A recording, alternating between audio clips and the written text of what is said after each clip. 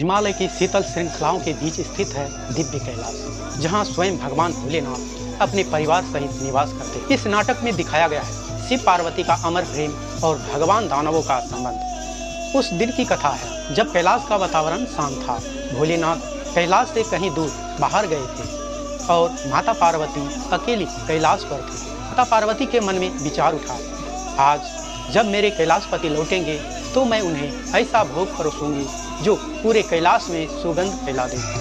32 व्यंजन बनाऊंगी, हर स्वाद में अपने मन की भक्ति और प्रेम मिलाऊं।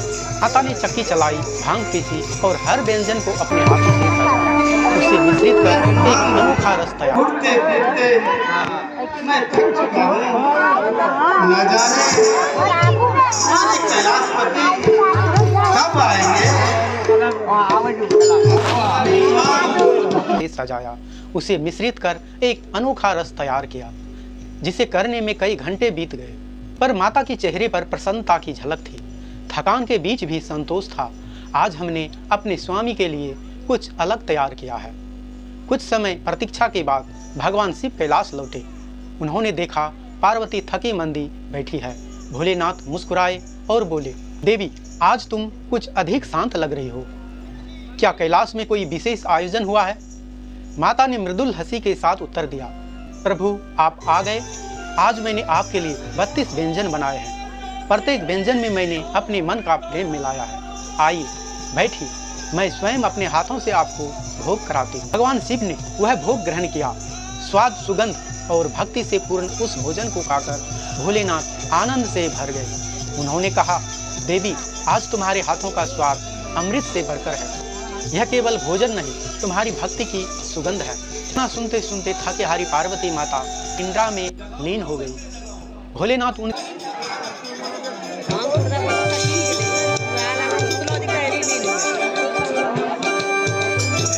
मैं उसे सोने के लिए ही छोड़ देता हूँ और इस समय मैं जाता हुआ भक्त के पास लीन हो गई। भोलेनाथ उनके समीप बैठे उसका प्रशंसा करते थकते नहीं थे। पर तभी उनके ध्यान में एक विचित्र संपादन हुआ। दूर कहीं से कोई पुकार रहा था, कोई शक्ति उन्हें अपने ओर खींच रही थी। भोलेनाथ मन ही मन बोले, यह पुकार किसी महान तपस्वी का है, किसी आत्मा की जो मुझे वर्षों से स्मरण कर रही है।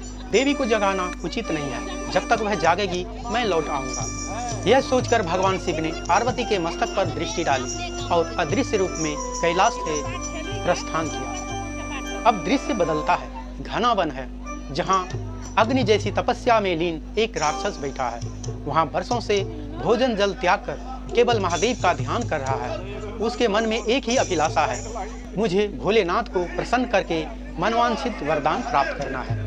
जैसे जैसे उसका तप तीव्र हुआ, आकाश थरथराने लगा, पृथ्वी डोल उठी और महादेव स्वयं वहां प्रकट हुए। भोलेनाथ उसे परखना चाहते थे, इसलिए पहले अदृश्य रहे। राक्षस ने आंखें खोली, उसे किसी उपस्थिति का आभास हुआ, पर वह देख न सका। वह बोला, कौन है यहाँ? यह कैसा तेज है जो मेरी तपश्चर्या के बीच झिलमिला रहा है?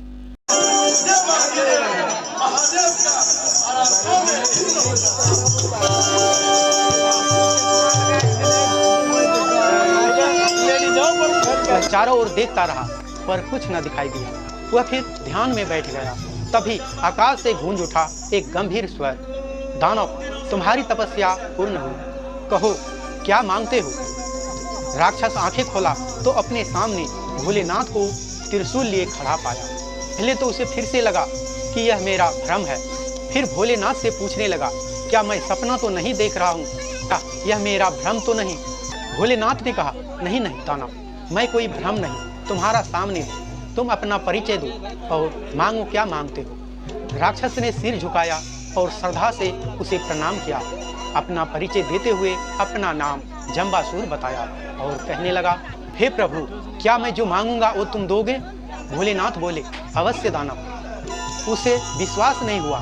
फिर दानव बोले, नहीं, पहले आप मुझसे शर्त कीजिए कि आज मैं आपसे जो मांगूंगा वो मुझे दोगे, फिर मैं आपसे अपना वर मांगूंगा, नहीं तो मैं फिर तपस्या पर बैठ जाऊंगा। दानव शर्त का जीत पकड़ने लगा। फिर भोलेनाथ ने उसे मनवांछित वर देने का शर्त किया। अब दानव जम्बासुर बताया, मेरा राज्य में मेरे बाद मेरा वंश चलाने वाला कोई नहीं है। प्रभु, मैं संतान विहीन हूँ, मुझे ऐसा पुत्र दीजिए जो त्रिलोक का विजेता बने। भोलेनाथ जम्बासुर का मांग सुनकर गंभीर हुए, क्षण भर मौन रहे, फिर कहने लगे, जम्बासुर, तुम कुछ और मांग लो, ये वरदान संभव नहीं है। दानव कहता है, आपने मुझसे शर्त किया है भोलेनाथ, मुझे केवल त्रिलोक विजेता पुत्र का ही वरदान चाहिए।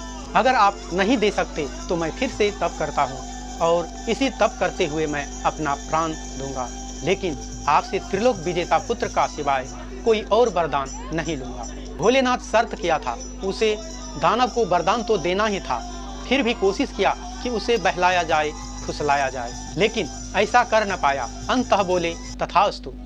जम्बासुर को त्रिलोक विजेता का वरदान दिया और कहा, तेरा घर ऐसा पुत्र जन्म लेगा जो त्रिलोक विजेता होगा, परंतु स्मरण रहे, यह वरदान गोपनीय है। यदि तुम इसे किसी से कह देगा तो यह वरदान तेरे विनाश का कारण बनेगा। एक स्त्री ही मार सकता है, इसलिए अपना गोपनीयता को कायम रखना और ये वरदान किसी से मत कहना। इतना कहकर महादेव अदृश्य हो गए।